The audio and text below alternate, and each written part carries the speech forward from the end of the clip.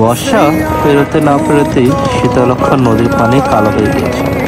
বন্দর ঘাটের এই স্থানে দেখতেই পাচ্ছেন আপনারা, ব্যস্তময় জায়গাটির মধ্যে নদীর পানি একদম কালো হয়ে গিয়েছে।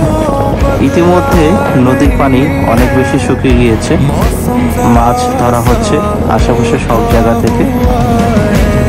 বর্ষা পেরোতে না পেরোতেই নদীর পানির এরকম অবস্থা, তাহলে বর্ষা শেষ হয়ে যখন শীত আসবে, শুষ্ক মৌসুমে মনে হয় এবার নদীর পানি নর্দমার পানির মতো হয়ে যাবে।